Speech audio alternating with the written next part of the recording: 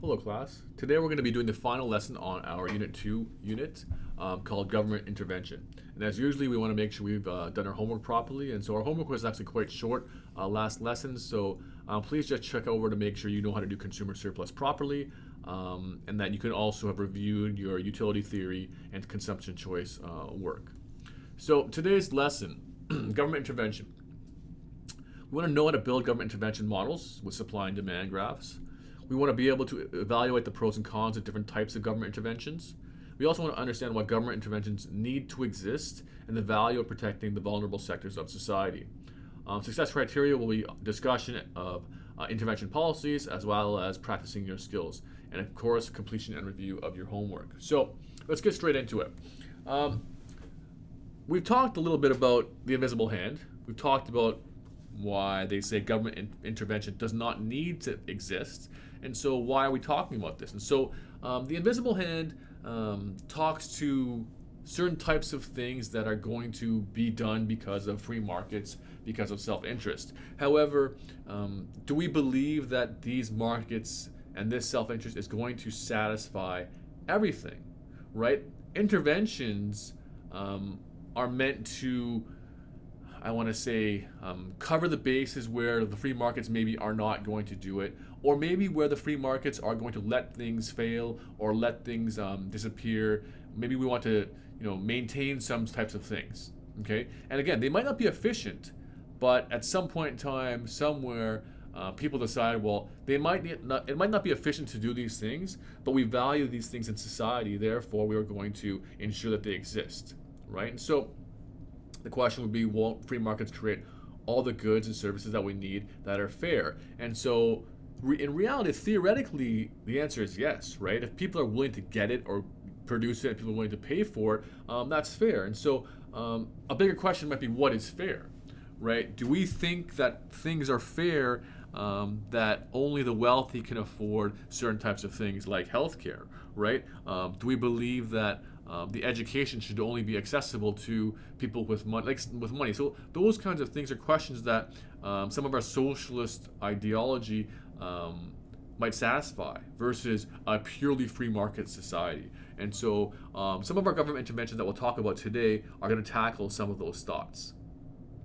And so the three main thoughts that we're going to look at are: one, people are paying too much for something; two, sellers are receiving too little for something; and three is to create a subsidy or quota to intervene, right? And so already we can tell how this is inefficient, right?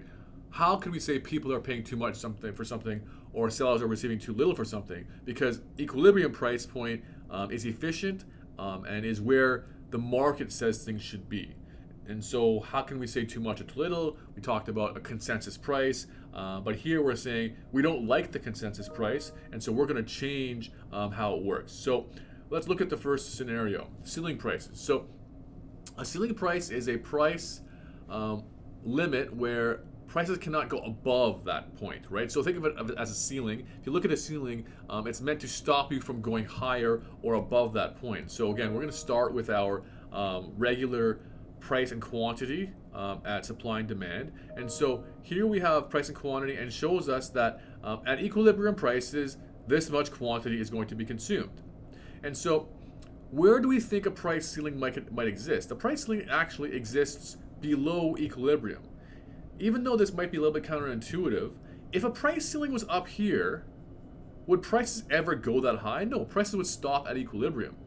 But if a price ceiling is here, prices want to go higher, but we've said prices can't go higher than this point. And therefore, we're going to encounter a situation where we have too little quantity supplied because it's too cheap, and too much quantity demanded because it's so cheap, and therefore we're going to get a shortage in this situation. So with this shortage, what's going to happen? So one, producers are not going to make maximum money potential. Two, lineups will occur. Three, waiting lists will occur, and underground markets will exist, right? And so we're going to start looking at what does this mean for us? Why do they exist? It's clearly these things are not good things, but why in the world will we create ceiling prices? Okay. Oh, and quantity would decrease. Even though quantity demand is very high, quantity supplied is very low, and so we're actually producing less, whereas equilibrium, there'll be more consumption. There's less money flowing, less transactions. All these things are happening, which are inefficiencies. And so with ceiling prices, we want to understand the housing market, because the housing market is the example that I'm going to look at with you. So to understand the housing market, we have to understand that in the short run, supply is inelastic. And so let's explain why we believe supply is inelastic. Why? Because in the short run, I can't just build a house very quickly. I can't build a condominium complex so quickly, right? So our supply of housing is relatively perfectly inelastic, right? I can't change the quantities based on price changes. Okay, it's going to take me more time to build. Okay, and so in this scenario, we have supply in the short run, and then we have demand for housing. And so that's going to give us an equilibrium point. And so what's going to happen if demand increases, right? What's going to happen if all of a sudden, if we open up immigration, or if we have double cohorts of people graduating schools, there are going to be more people looking for homes. And so demand for homes increases, right? And so demand for homes increasing is going to cause prices to skyrocket, right? As when you think about cottages these days, during COVID, the price of cottages have gone up because people just want them more, because they realize that, one, they can work from home more, so they'll use their cottage more, and two, they want these spaces, right? They want these larger spaces where they can escape because they can't travel so much. And so if demand increases, prices will increase. So this is our basic short run scenario, right? At equilibrium, we're looking at a situation where prices go very high. And so in the long run, we have to assume that supply is going to become more elastic, because there's more time to build. There's more time for builders to react, right? And so let's start at our short run scenario again, just so we can see it for comparison. In the short run, we have price at equilibrium and quantity. And then again, we'll say demand has increased, and so prices should rise. Okay, so this is all the short run. And so in the short run, this should happen. But in the short run, builders can see all this happening and think, okay, I can make a lot of money if I build more, sell more. Okay, and so in the long run, our supply curve is going to shift. Okay, and so we're going to shift out, and it's no longer going to be inelastic, it's going to become more elastic. And so in the long run, theoretically, this price will disappear and a new price will exist. Okay, and that new price and new quantity demanded in the long run will happen, right? Again, so this is in a static situation, right? So in the long run, who's to say demand won't go up even more and make prices very, very high? But in the same situation, if everything stayed the same, in the long run, prices would drop because demand is still the same. But as we know, as population continues to grow, as many things happen, demand will probably increase for housing as well. But hopefully you can understand the dynamics of this housing market in the short run and in the long run. So if we understand the short run and long run housing market, we are going to be able to understand our rent controls or price ceiling scenario. So in the short run, again, we're going to repeat this and say in the short run, housing is inelastic. Okay? And so if housing is inelastic and we have demand for housing, prices and quantities will intersect. And so then in the interim, the demand increases, which is going to cause the prices to increase. But if we have rent-controlled housing or rent-controlled systems, they might have assessed and said, you know what, our rent controls should not go above a certain level. And so a government intervention puts a price ceiling on what rents can be or how much rents can increase. And so here is our price ceiling, okay? So at equilibrium with this demand increase, prices should have skyrocketed, okay? But because rent controls may exist, prices cannot go above this level. And so in the short term, supply is still inelastic. And so our quantity still stays here for supply. But for demand at this low price and this new demand, quantity demanded is quite high here. And so what happens? We have a shortage because quantity supplied is much lower than quantity demanded. And in our rent system, this causes many ramifications. Because people are looking for homes or housing because it's cheap, but suppliers don't have the housing to give them at that price, and so there are people who without this rent-controlled housing. And so, again, why are we doing this? All these things are saying that it is not efficient, I don't want to say not good, but it's not efficient. It's not free markets. It is not what theoretically we should be doing. But why do we do it? We do it because people who get this housing get cheaper housing. And theoretically, that cheaper housing affords them a better quality of life. And so we want to control rents so that people can spend less money on housing and spend more money on other types of things, right? Other utility giving things, maybe transit, maybe food, whatever it may be. And so the whole point is to try to maintain a certain quality of life for individuals who don't have that much income, right? Because for you guys, rent controls might never be an issue. You might never live in a rent controlled area. You might never have to deal with it, right? Because you already have a certain established quality of life. Yet, people who need rent controls have a much lower quality of life at a baseline than you might have, right? And so that's the advantage. What are the disadvantages? There's shortage of housing. There's waiting lists, underground markets, right? People see a rent-controlled housing market. They want to get into it because it's controlled, so they're going to offer someone, here's $5,000, give me that unit. You have underground markets for people to get things that maybe they're not in line for or they're not in the list for, right? It's not efficient, right? It's not efficient market practices. Quality of these things suffer, right? So you'll often look at slums, and you'll often look at places that are controlled.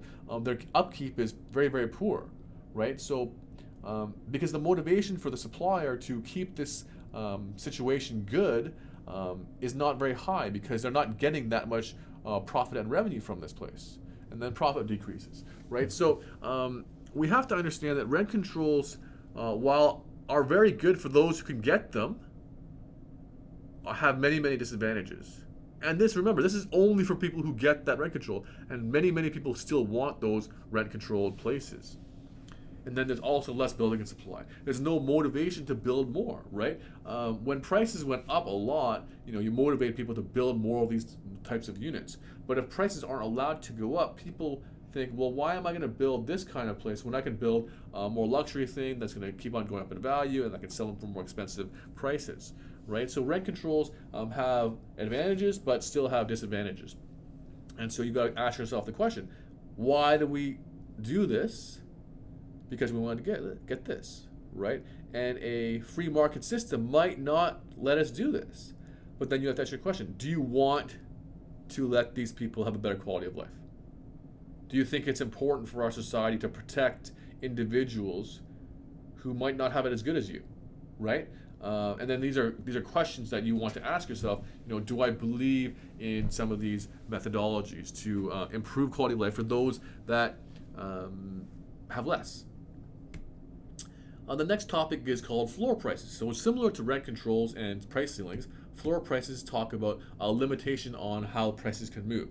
And so the price floor talks about the price not going below the floor. Again, and so counterintuitively, the floor is not below equilibrium, because prices would never drop below equilibrium to enact the price floor. The floor is above equilibrium, right? So prices are going down, down, down, down, down, and then they stop.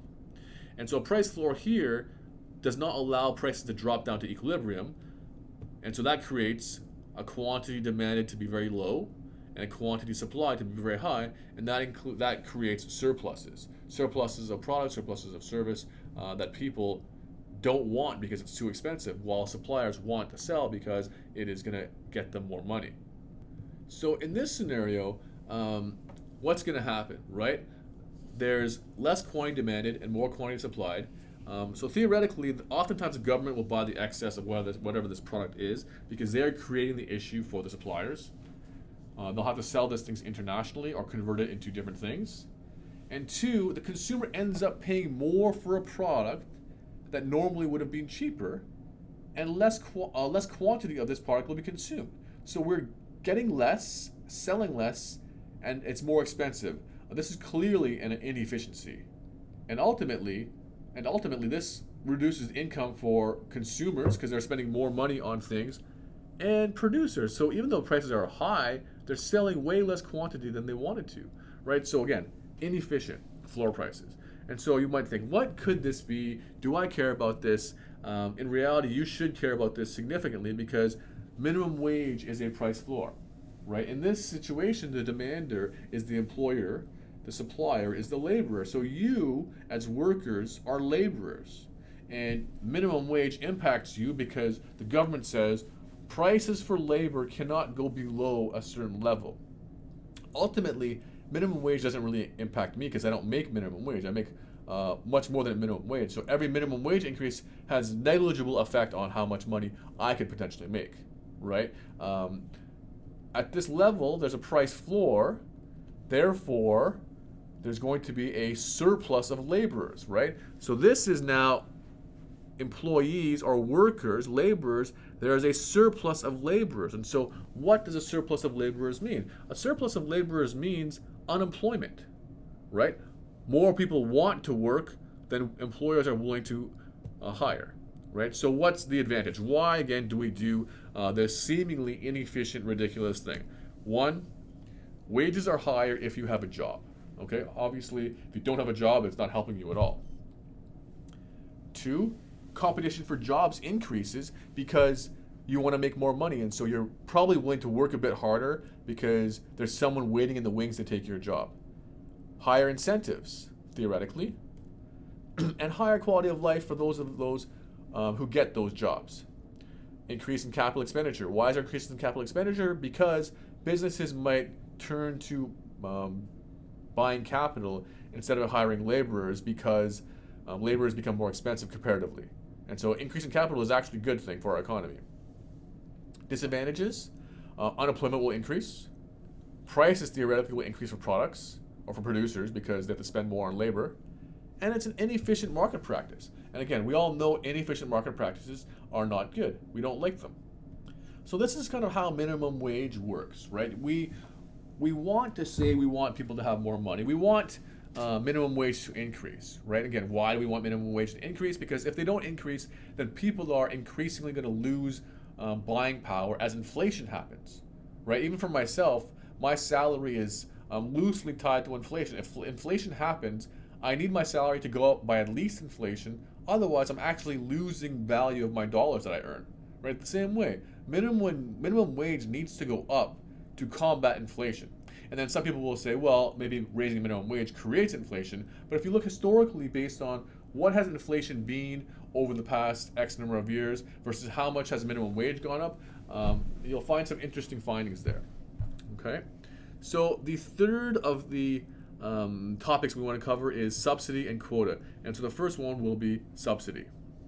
So what is a subsidy? A subsidy is a grant given to a company or an industry to sell or to produce something. And so again, we're going to go back to supply and demand, our baseline graph. We have a price at equilibrium and we have a quantity at equilibrium. And so what is the purpose of a subsidy? Right? Why in the world do we want money, a grant, given to companies? Why do we as people want our government doing this? Well, the government believes something. The government believes that they want more consumption to happen. At current equilibrium, the prices will be here and quantities will be here. And so at current equilibrium, we're going to consume this much of this product, whatever it may be. But the government says, you know what? We think we know better. Therefore, we're going to create a subsidy because we want quantity to increase to this point. We believe our citizens and our economy needs to consume this much of this product. Okay? So subsidies are given. And so what exactly does a subsidy mean? How do we accomplish it? How does the government make a system where we're going to consume this much of this product? What has to happen? Okay? And again, I'm going to repeat myself. This is why understanding how graphs work is so important. So how are we going to get consumers to buy this much? Okay? Look at our demand curve. This quantity intersects demand here. And so for consumers to buy that much, the price of this thing has to be this low. Okay? In the same way, how is the government going to convince producers to supply that much? Well, at that quantity rate, prices need to be this high for producers to want to supply that much. Okay? And so there lies the grant that's given to the company. And so to be at that level, prices need to be that high. To be at that level, prices need to be that low, right? The quantity or the price for the suppliers needs to be this high. The price for the consumers needs to be this low. And therefore, we have this big, large gap in prices that we need to cover. And covering that is the grant, okay? They're going to create and give money to a supplier to cover that difference, right? So that green triangle is the subsidy. That's the amount of money that's going to the suppliers to sell this product. And so what happens? The consumers buy the product at this low price, right? Sellers drop the price and they buy it at this level, knowing that the government is going to give them more money for each unit that's sold at this distance or at this amount, right? So the suppliers will get the money they want, demanders will pay less, okay? Because they believe that our community needs to consume more of this thing. So again, why do we do this? We do this because sellers will get more money at a higher price and sell more of it, more quantity. Buyers will get it at a lower price, will increase income for the seller and increase the income, that the disposable income of the buyer, because this thing is cheaper, right? So it's good for seller, good for buyer, and good for the government, because the government's accomplished what they want. They want more of this thing consumed. And so the question is, where does this money come from? We all know the answer, I think. It comes from the economy. It comes from taxes. It comes from investment income by the government.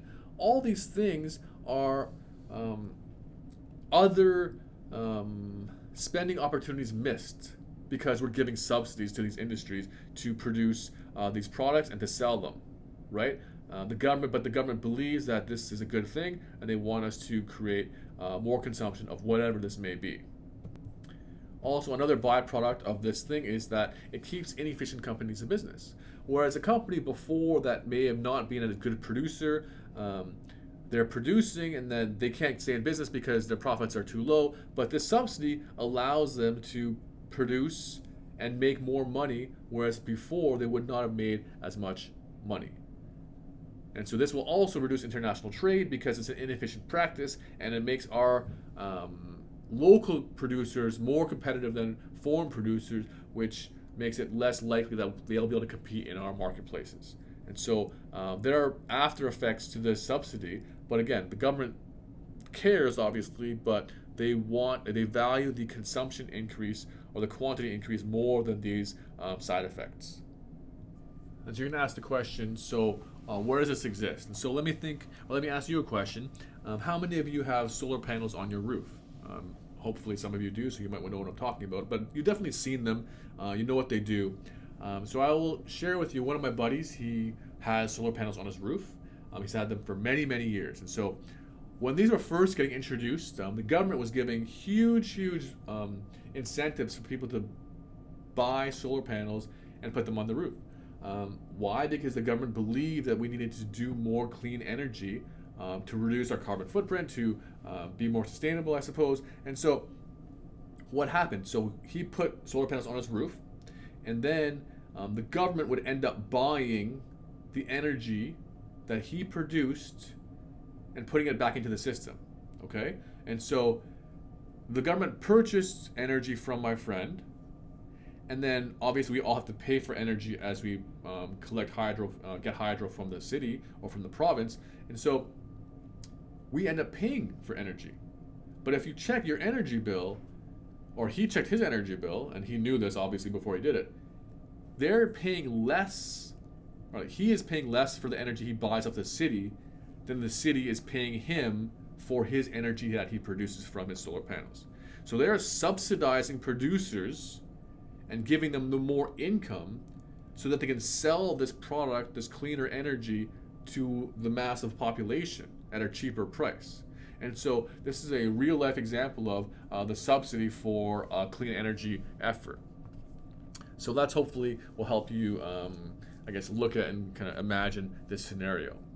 The last topic we're going to cover is quota. And so a quota is a restriction on the amount of product that can be produced by an individual producer. And so what does this look like? And so let's start here. We have demand for a product and we have supply for a product. And so I want you to look at this very clearly. When you draw your graph, you need to draw demand more inelastic than elastic. That's a very important part of this piece, right? Because what's going to happen if the government restricts how much each producer can produce? Or they'll have to pay taxes, or they'll have to buy quotas to produce more, okay? And so that will cause producers to produce less en masse, and so that will reduce the supply that can be supplied. And so supply curve shifts backwards decreases because quantity is going to go down. And so what's going to happen? If this happens, the reduction supply will increase prices, so prices will go up, and clearly it will reduce quantity, right? But you'll notice the price increase is more than the quantity decrease.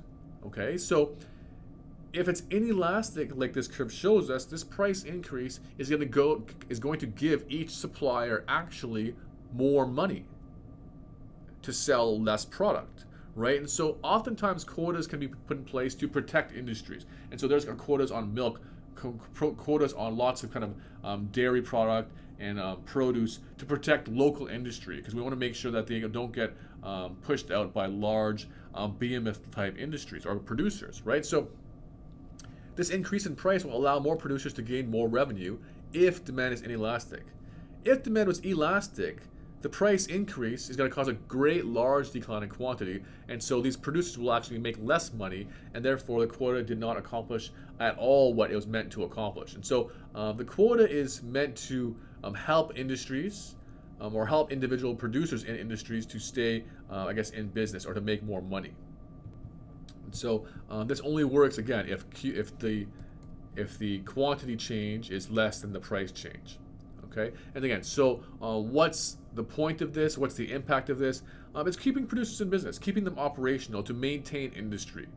But it's inefficient and it protects industries and often lower operating or lower margin producers. And again, that's an inefficient thing. Like, why do we want these poorer producers or not as good producers or inefficient producers staying in business when we can get cheaper product elsewhere? But again, that's to protect these industries, to make sure that they can sustain themselves.